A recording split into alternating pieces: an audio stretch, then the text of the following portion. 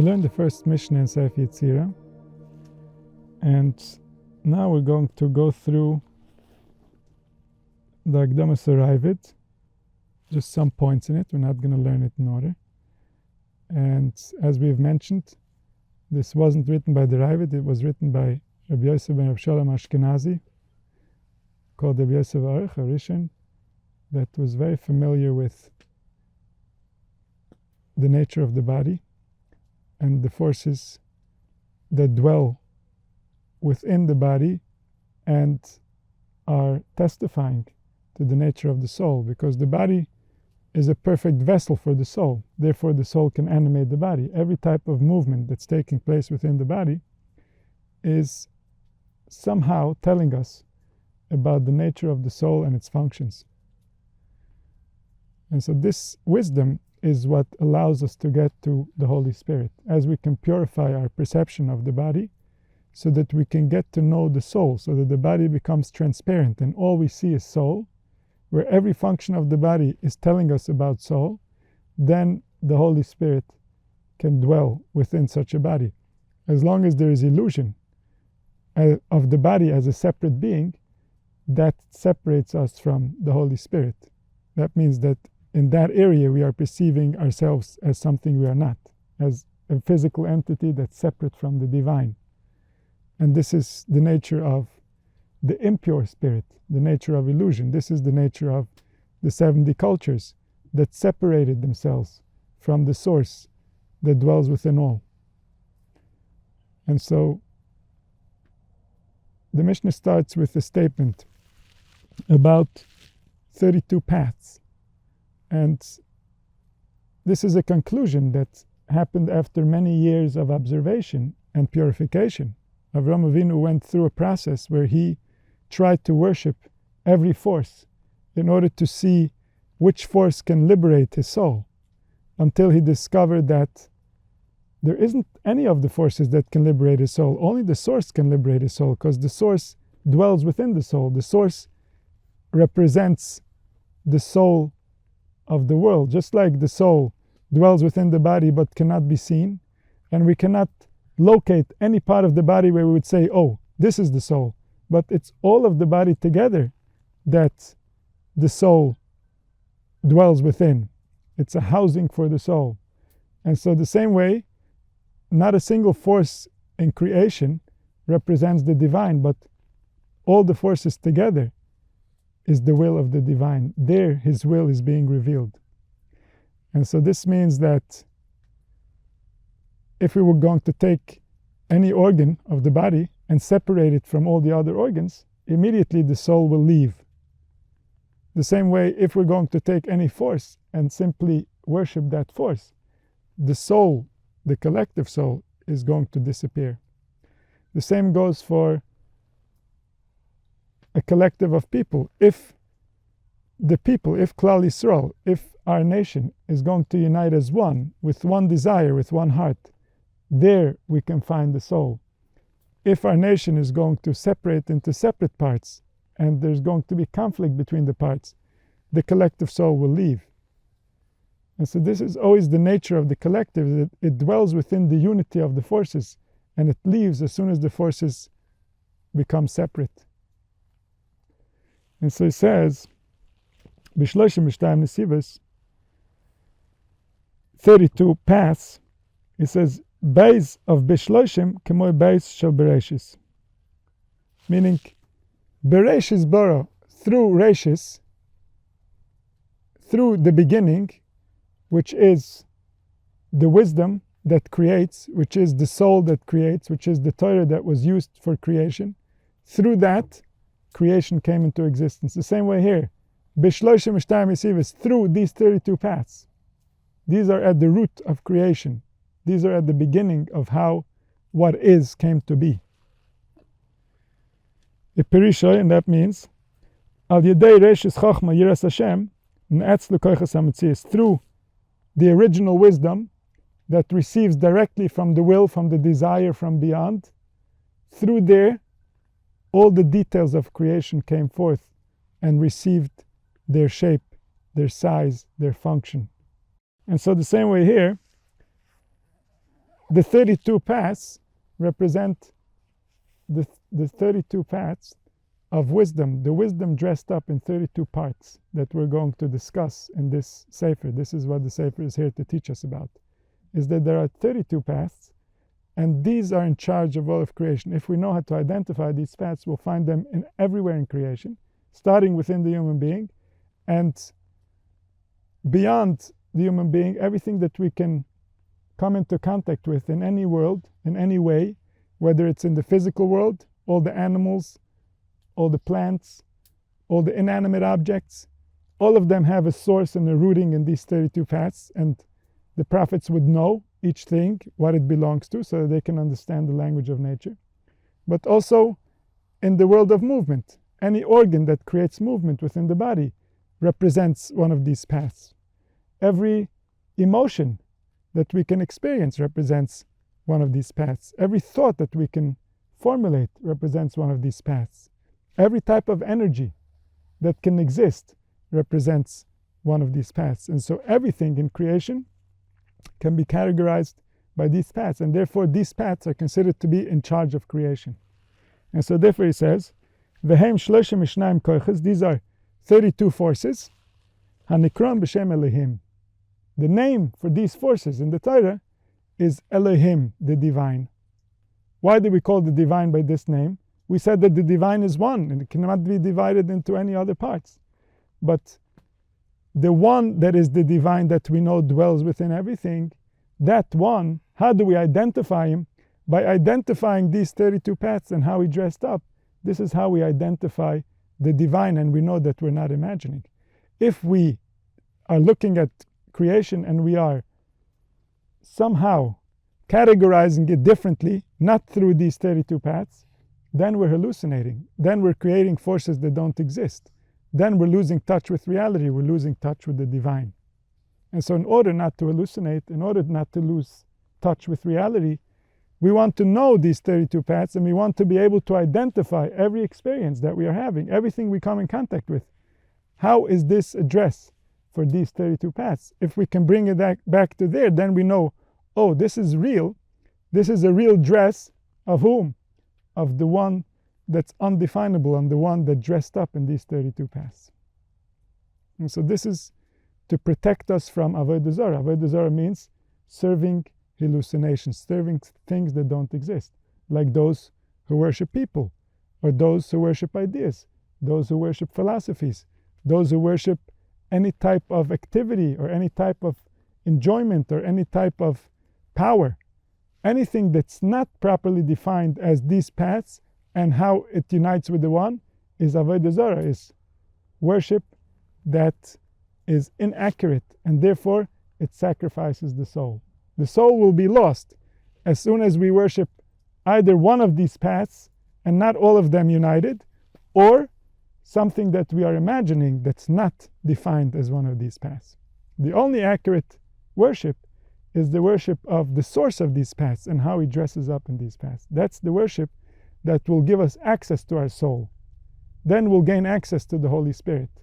And then the process of life will happen through us flawlessly. We won't be involved in that process. The process will happen in a way that the spirit that is beyond all spirits, the spirit that desired life to exist, will dress up in us and live.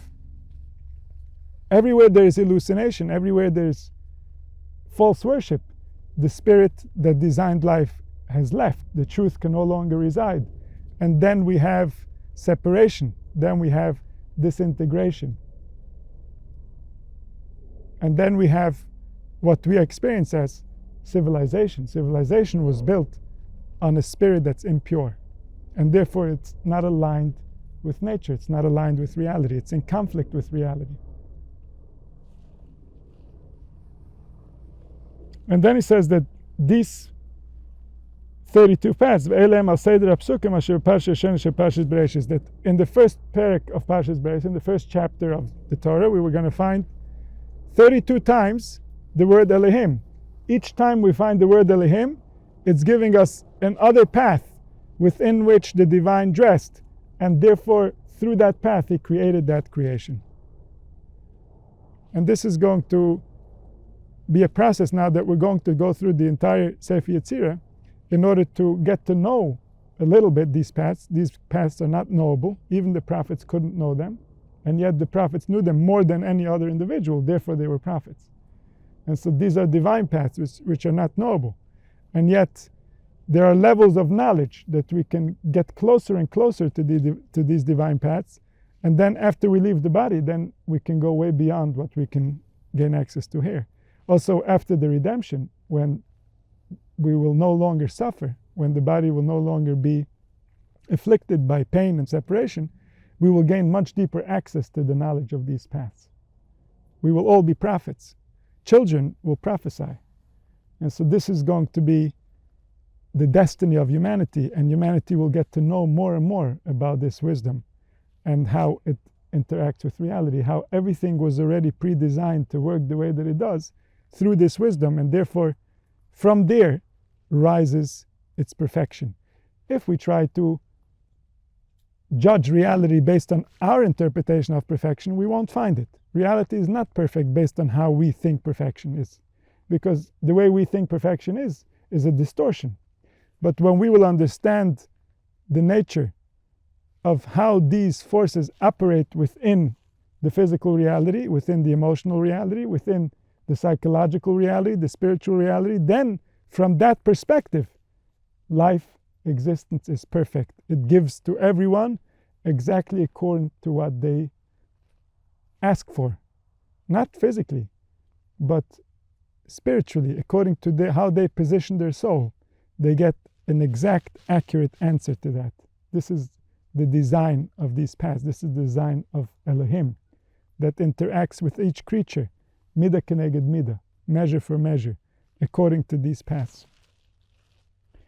And so the 32 will only be visible to us if we're going to read the psukim. We're just going to see, it's going to seem like the same force is creating, which is the underlying truth. The same force is creating all of these actions. But once we will go through the different forces, we will get to know the individual forces.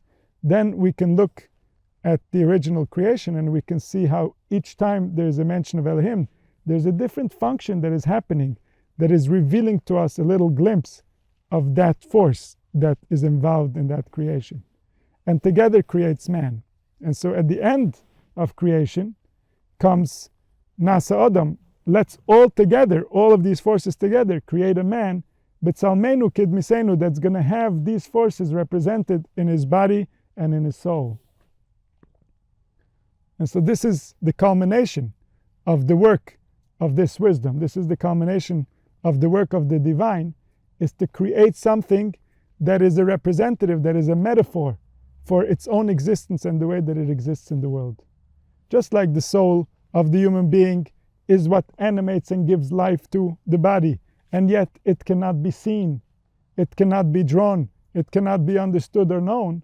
The same way the force that dwells within all of creation is the source of everything that is, gives life to everything that is, dwells within everything that is, and yet cannot be measured, cannot be drawn, cannot be seen, cannot be known.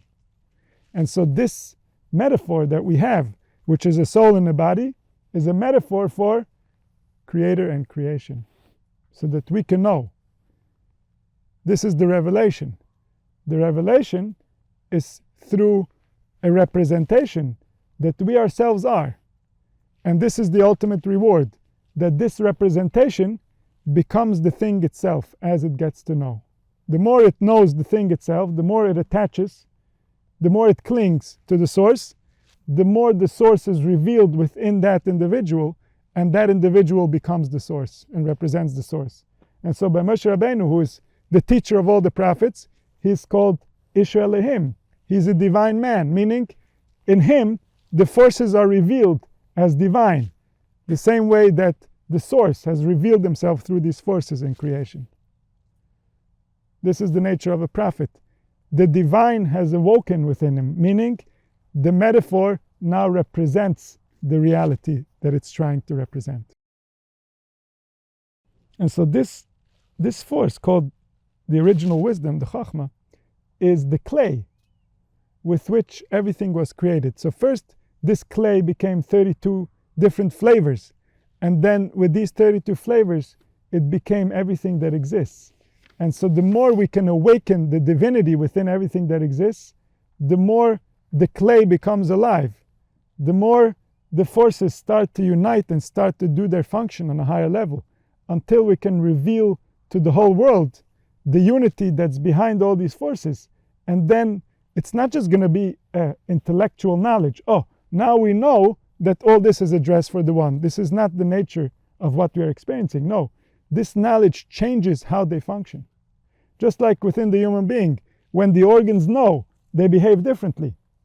As long as the organs didn't know about the unity, they're in conflict. But through the organs knowing about the unity, they come into unity and the experience becomes united. The same way in the world, when the world will know the unity, the world will unite. The people will unite. Suddenly, a side of creation that has never been visible, that has never been available, is going to manifest. And that's going to be the only reality we have. Just like now, the only reality we have access to is a conflicted reality, a separate reality, because that's been the belief. And so the belief is not an intellectual knowledge. The belief is a reality that lives. The belief is the spirit that animates reality.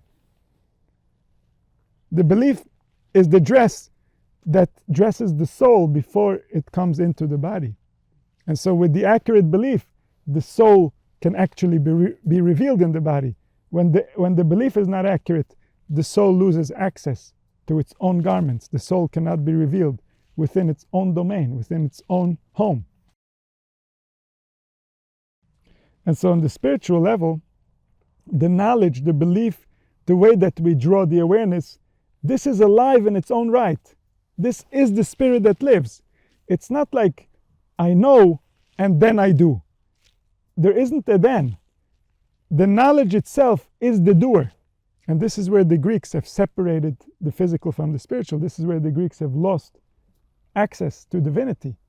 Is they made knowledge, intellect, a separate entity from the experience that's being lived. And so they would philosophize about reality. Let's think about this and let's think about that, trying to access places that are inaccessible to the human mind, not realizing that by thinking about this, they are becoming that. By denying something that's real, they are losing access to that real. And so they've created a fake reality. They've created an illusion by thinking that they're going to intellectually figure it out. This is a type of manipulation. They're trying to figure something out intellectually because they want to manipulate what is. They're not being honest and authentic and straight with what is. They're trying to pretend that they're outside of what is and they're analyzing what is. But they are what is. And the way that they think about it creates what is. And it makes it be so. And so by thinking about it from an intellectual perspective, we lost access to life itself. Life became dead. And the intellect is thinking about it in a dead way, in a way that doesn't give life to the thing itself. And so the way that the imagination imagines life is the direct experience of the soul.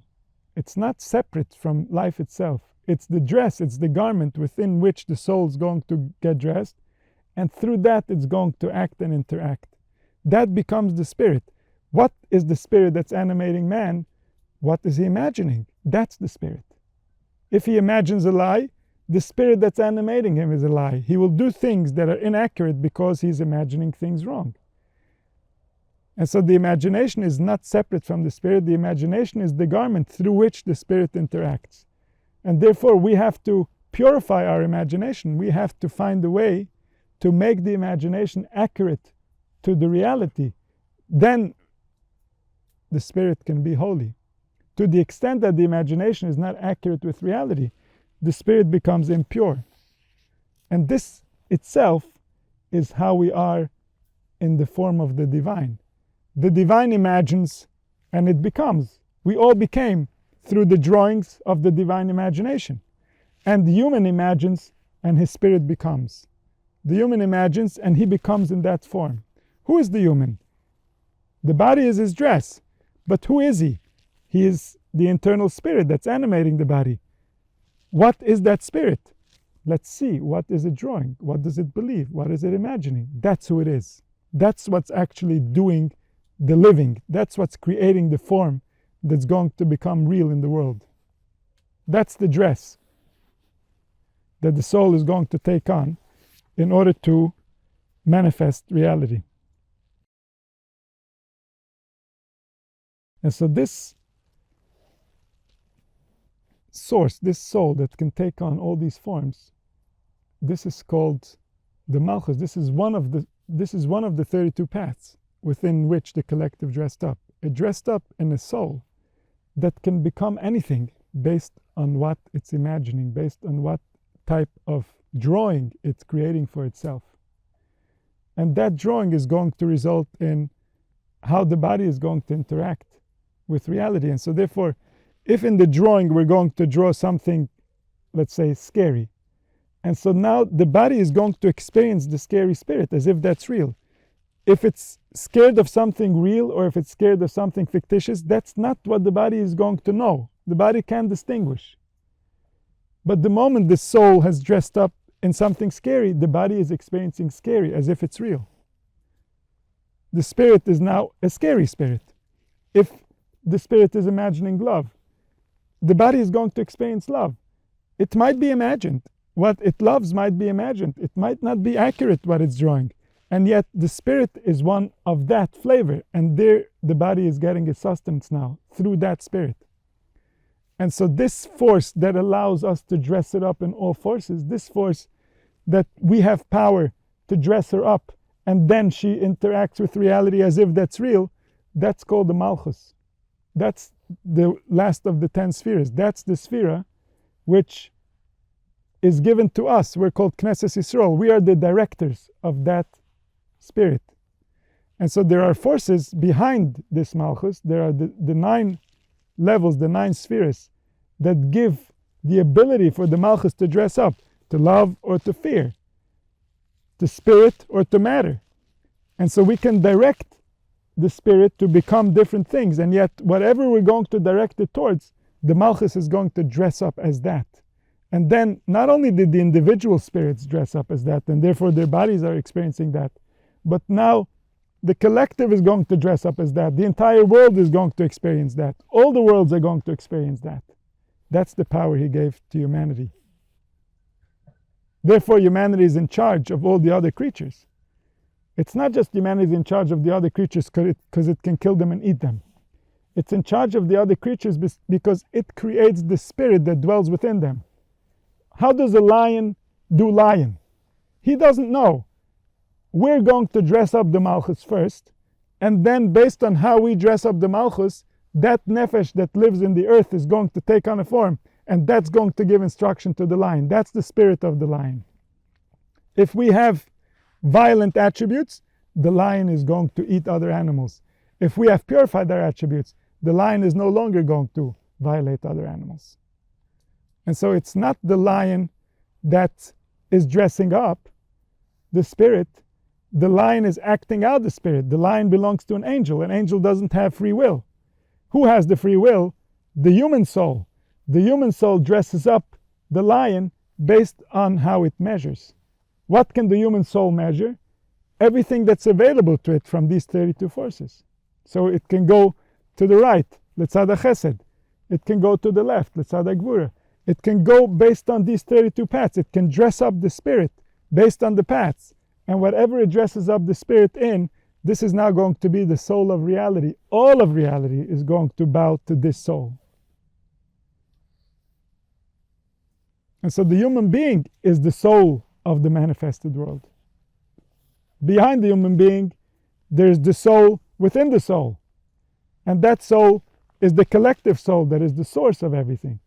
And within the human being is the soul that is running reality, the soul that dresses up the collective, and from there comes everything that happens within all the worlds. All the angels are following the instructions of the human being. And this is all on a predetermined order. This is not based on what we think we're doing. This is based on the divine design that we're interacting with. So in order to be holy, in order to be aligned with this wisdom, we need to purify our attributes, we need to purify our beliefs. And so then when we manifest, we're manifesting accurately in all the worlds. The less we understand what is taking place, the less we know how to interact, the more we are giving instruction that is not in anyone's benefit. It's just the ignorance, the lack of knowledge that is guiding this manifestation. And then all of the worlds are suffering our ignorance. And the body is the same representation. The body is our way of learning these forces. Through the body I will discover all the forces that operate and how they operate, and therefore I will know how to direct the spirit and how to dress the spirit so that it interacts accurately in all the worlds.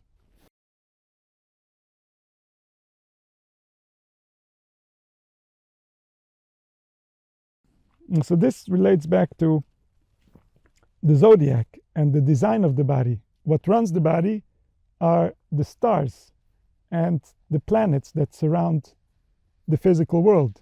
They have light in them. They have angelic forces that are shining their rays and causing what's happening here to happen. And the most obvious demonstration that testifies to the way that this works is the sun. The sun and its rays are spreading throughout our world and causing all kinds of reactions that allow for life to exist on this planet. Besides the sun just holding this world in place, this world revolves around the sun. If the sun wasn't there, the earth would just fly in a free fall and would cling to some other body in order to have a rotation. And so the sun is holding its place, and by holding that place, it gives it the ability to receive from all the different planets exactly according to the right measure so that life can continue existing. There are so many different measurements that if they go out of range, a human being cannot exist. The most obvious one is the temperature. And so we see the rays of the sun causing the effects on the earth. And this teaches us about all the stars and all the planets. All their rays are resulting in us being the way that we are resulting in the body doing the functions that the body does. This is all part of the original design. And this is a demonstration of the divine. So, lift your eyes above. Mi bara ele, see who created these. Take me and ele, and you have Elohim, the force, the divine force, the 32 forces. These manifested bodies represent the 22 forces, as we're going to learn. 12 of them are the zodiac signs. These are specific types of soul. These are specific types of functions. These are specific types of organs. Every organ has its own soul. And so these types of souls, one person is more this type of organ, another person is more this type of organ. And this is the representation of the 12 tribes. The 12 tribes, the Bnei Yisrael, represent all these different souls that together create a human being. These 12 also represent the 12 aspects of perception. The way that the mind creates perception is through these 12 personalities that interact with each other in order to create. And in some this is stronger, in some the other is stronger. But even these 12, they have a root cause. The root cause relates to the elements. And so there are 4 different elements that are being repeated 3 times in order to create the 12 different personalities, the 12 different types of soul. When we speak personality, we don't mean external personality the way that humans create. This is based on trauma. This is based on where we've been hurt. These types of personalities are just protecting us from the environment. They're not accurate to our essence. But here we're talking about the real nature of being. We're talking about different flavors of soul. And so 12 zodiac signs, 7 planets that rotate in order to create the conditions on this earth. And 3 of the 4 elements. The 3 elements are fire, water, and air. These together create the 22 vessels. The 22 vessels receive within them the 10 spirits, the 10 lights called the spheres. And so the same as it happens in the body, that, for example, the attributes animate the body, animate the different organs in order to create. The same way, the attributes animate the zodiac in order to create man. And so the 22 letters represent these 22 forces, 12, 7, and 3.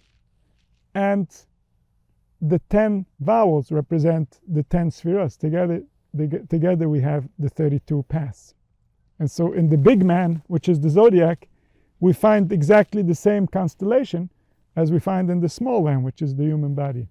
And so these are the paths of manifestation. And based on how we can access these paths, based on how much we can give life to these paths, based on how accurate we can be with these paths, the more we can create divinity within us, the more we can channel the infinite divine within the finite in order to liberate the finite.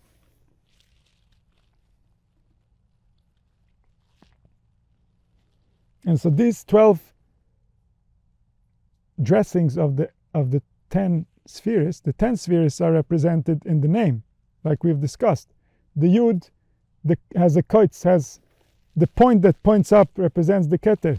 The Yud itself represents the Chochmah, the Hey represents the Bina, the Vav represents the 6 attributes, and the last Hey represents the Malchus. These 10 are going to dress up in different tzirufim, different formulations, in order to create 10 different personalities, in order to create 10 different flavors of how this life force can dress up. And so these 12 represent the 12 tzirufim of the Shem Havaya. 3 of them start with a Yud, 6 of them start with a Hey, and 3 of them start with a Vav. Because usually a 4-letter word can have 24 different tzirufim, 24 different permutations of 4 letters. But whenever we have a duplicate, whenever we have 2 of the same letter, that cuts down the amount of permutations to half. So from 24 permutations, we go back to 12 permutations for the name Yud Hey Vav Hey.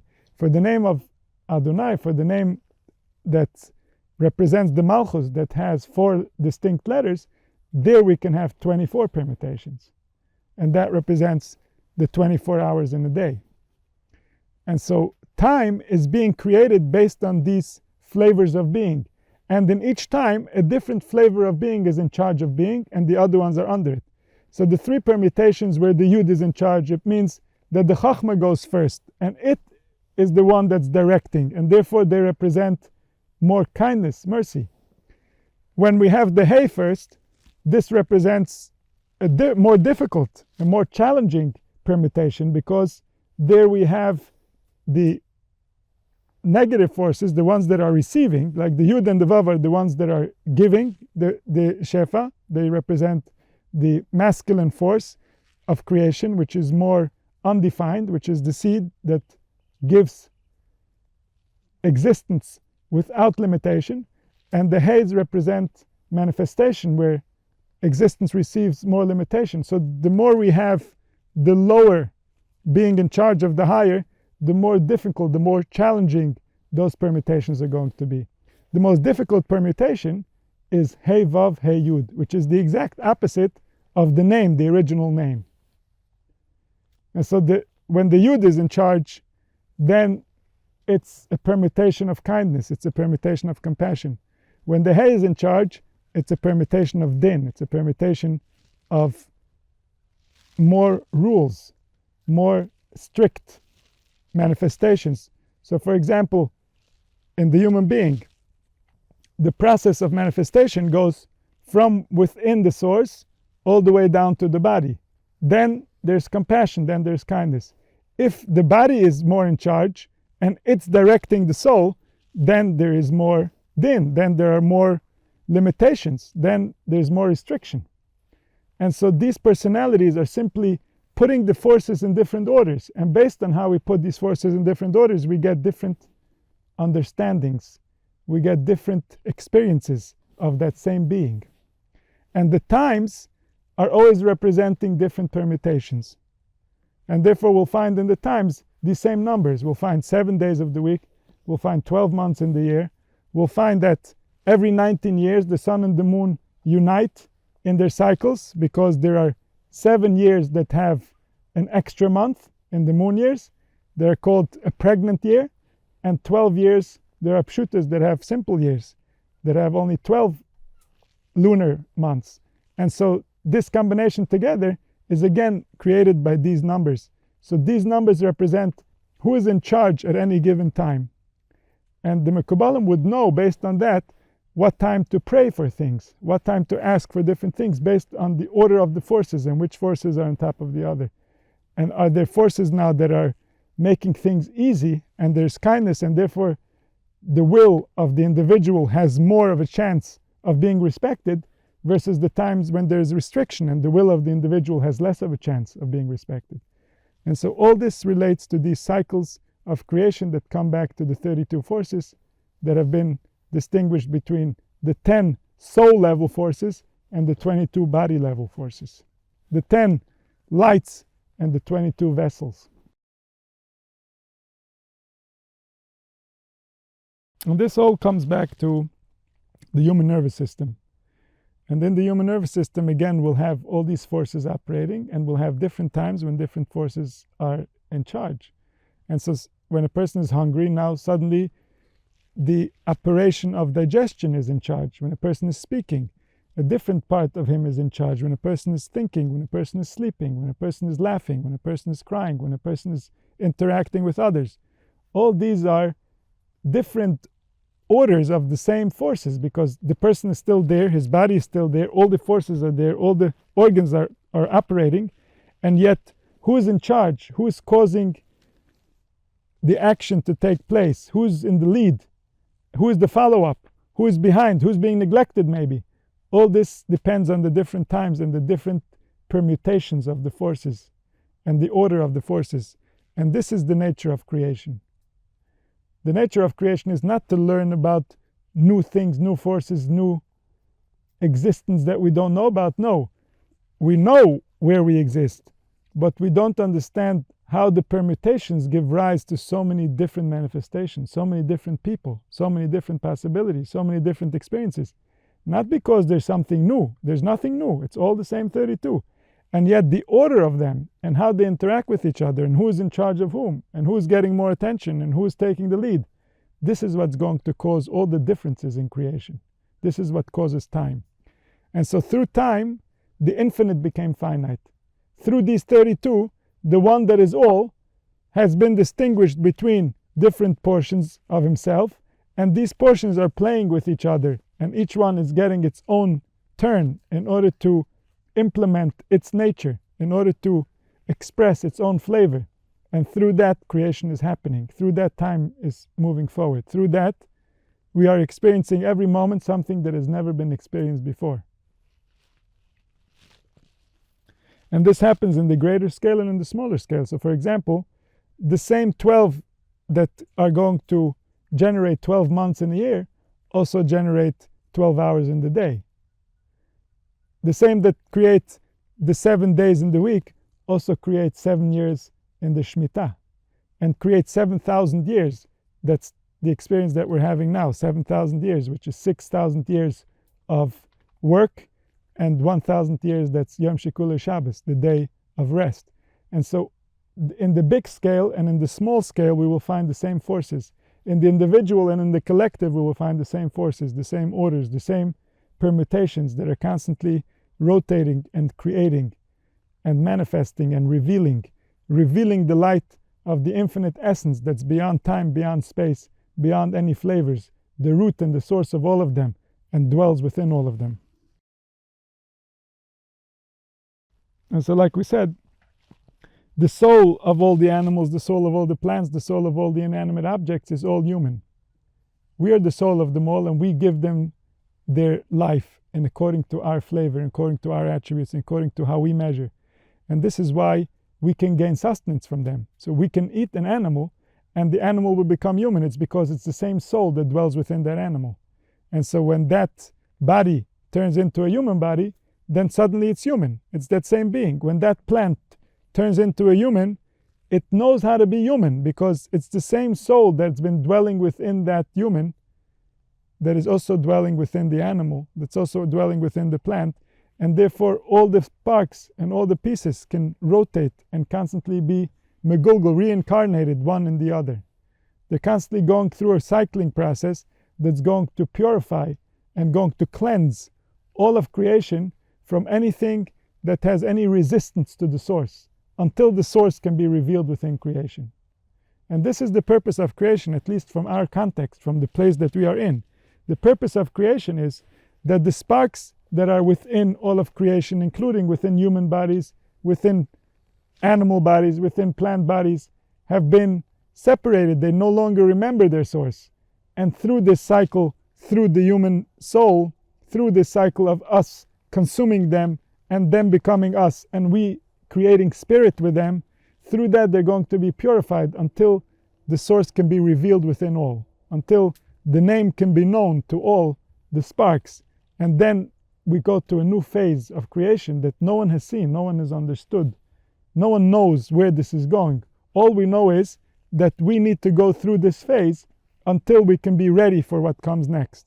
Even the prophets never saw what will happen when we finally finish this phase and all the sparks have returned to their rightful source, to shine the light of the source, to shine the light of the Creator. Humanity is going to take on an entirely different form. The spirit is going to become much more powerful. The body is going to be completely surrendered to the spirit. And then the spirit will realize what was the will of the divine source that caused the spirit to dress up in body. And so then suddenly the body will take on a whole new level of importance. As long as the body has been separate from source, the purpose is for the soul to convert the body into the light of the source. But once the body has been converted into the light of the source, it's going to change places. The body is going to become the teacher of the soul about the next phase of what is the purpose of the soul dressing spirit in body. And so now the body is under the spirit.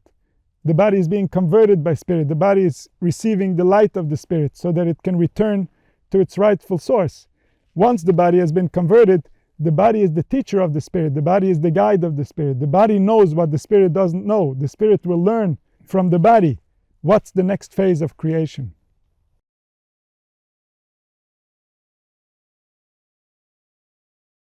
So here he says something that's very important to understand about the nature of worship. He says, you need to know, ככל הוא עובד לקוח מן הכוחס, בערך שהוא נפש עובד על הנבד, כן לעשות לו ויניק שנפש הנבד על העובד. When we worship, it means we are dressing the spirit in a specific form. It means that in the future, the spirit will take on that form. When a human being worships another human being, it means that that human being will be whatever it is that he worshipped, because we are divine beings. The divine respects our will. In this world, we have lost sense of our divinity, and so we think it's cheap. What we think, what we want, what we desire, and we give it away freely. We give it away easily. We sell ourselves cheap. But in the world to come, when we're going to discover our divinity, everything that we have desired, we will become. Everything that we have asked for in our hearts is going to be attracted to us. Everything that we have worshipped, we will be. And so therefore it says, V'zeu soy, this is the secret of the verse, V'atem advekem b'Hashem Elokechem, you who are clinging to the divine, your source, to the divine, the power that gives you life, Chaim kulchem hayom, you will receive eternal life. You will receive eternal life because now, while you have the power to desire, you desired that life that dwells within you. And so therefore, when the veil will be removed, you will become that. But if one is to worship other things, if one is to worship money, power, people, leaders, whatever they might be, then he is surrendering his soul, he's surrendering his power to be to that being. And that's exactly what he's going to get. That's his reward and that's his punishment.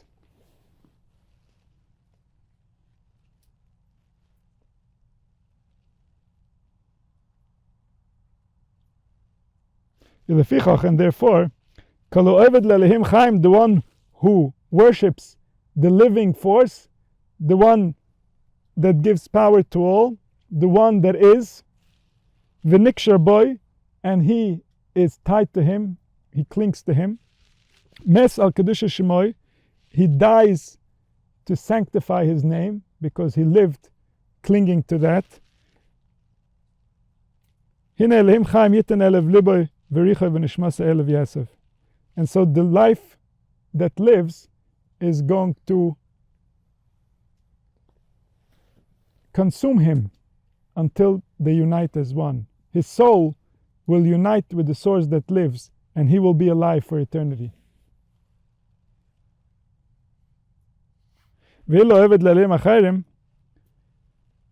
Those who worship something other than what's real, then obviously this separates his soul from the source of life. This is the blessing that Avigail gave to David. May the soul of my master be tied in the bundle of life together with the source that lives, the source that empowers all. Because whatever we worship, we turn into. This is the nature of worship. Because this is the spirit, when it had the chance to dress up, this is how it chose to dress up. This is the benefit of this world, is that because we're in a body, we can attach ourselves to whatever we please. It's open to us, what we desire, what we want, how we see ourselves, how we interpret, what we worship. Everything is available, everything is open. And yet, because we have ignorance, because there's darkness, if one attaches himself to something that is not real, then that spirit is not real. That's the nature of the spirit. Whatever it imagines, it is. And so when the body is removed and we see the essence of things, we see that that's all there was. There wasn't anything else alive other than what we were drawing in our perception. What did we think is happening? That's what's happening as far as the spirit is concerned.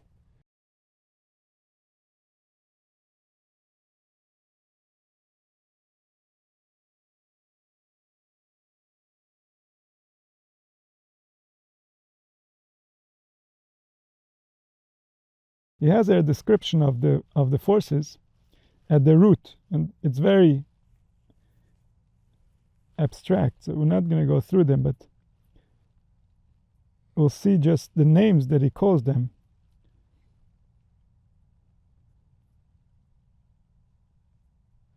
And he says that this wisdom goes all the way back to the Gan Eden. This is the wisdom that Adam Rishon had, is to know the nature of these intelligences that are the root cause of creation. And so in Gan Eden, Adam Rishon had access to all of the divinities and all the angels. And all the angels looked at Adam Rishon and they saw his wisdom, they saw his power, and they believed that he is God. They believed that he is their source, he is their reason, because they saw that he is the soul of all creation. And then he was the one who was supposed to direct them towards the real source that gives life to all. And instead, he himself fell into illusion. And he separated himself from that source. And then all of the worlds fell into illusion. And so all of these are intelligences. Like he says, Hanesiva Echad, the first one is Nikra Seichel Mufla, the wondrous intelligence. Hanesiva Beis is Seichel Mazer, the shining intelligence. And Hanesiva Gimel Seichel Mekudesh, the holy intelligence. And he gives brief descriptions of them. But these are the intelligences before they even become the planets, the stars, the zodiac, the elements. All these are already when these intelligences are going down in the worlds, garment upon garment upon garment, until they receive a garment that's perceivable by the physical senses. The Siva Dalet is called Seichel Kavua. It's a permanent intelligence. And the Siva Hei Nikra Seichel Nishrash, a rooting intelligence. And the Siva Vav Nikra Seichel Shefa Nivdal, the intelligence of the abundance that is beyond perception. And the Siva Zai Nikra Seichel Nistar, the hidden intelligence. And the Siva Ches Nikra Seichel Sholem, the complete intelligence. And the Siva Tes Nikra Seichel Tor, the pure intelligence. And the Siva Yid Nikra Seichel Misnoitzitz, the sparkling intelligence. And the Siva Yid Alev Nikra Seichel Metzichtzach, the purified intelligence. And the Siva Yid Beis Nikra Seichel Boir, the pure or the shining, the purely shining intelligence. And the Siva Yid Gimel Nikra Seichel Maniga Achdes, the intelligence that drives the unity. And the Siva Yid Dalet Nikra Seichel Meir, the shining intelligence. And the establishing intelligence. And the permanent intelligence, or the empowering intelligence, the winning intelligence. The feeling intelligence. And the intelligence of the home of abundance. And the intelligence of the secret of spiritual action. And the intelligence of will. The intelligence of the desire that is searched for. And the loyal intelligence. And Chaim, the standing intelligence. And the imagined intelligence. And the testing intelligence. And the renewed intelligence. And the felt intelligence. And the intelligence that's been organized in nature, that's been rooted in form and in order. And the manifesting intelligence, the intelligence that is at the root of matter, that results in things that are spiritual to take on a physical form. And the general intelligence, and the constant intelligence. And the worshipped intelligence. And so we see that at the root of all beings, we're not going to get into trying to figure out the distinctions between these intelligences, but just the reason I'm reading them to you is to see how at the root of all beings, even though we're going to speak about organs and body parts and nerves and constellations of the zodiac and planets and elements, really at the root of all these things, what we're talking about is spiritual intelligences, and they became all these things. And so we're not talking about these things, we're talking about the intelligences, but how are we going to identify them? We're going to identify them through where they manifested and how they manifested, just like we're going to identify the functions of the soul through the organs of the body and through the physical manifestations that they create. So here we went through a little bit of the Akdama, the introduction of this parish, and next week we're going to see a little bit the parish directly on the Mishnah that we learned, how he speaks about this process of creation that the source used in order to engrave the different forces through which everything that we know came into existence.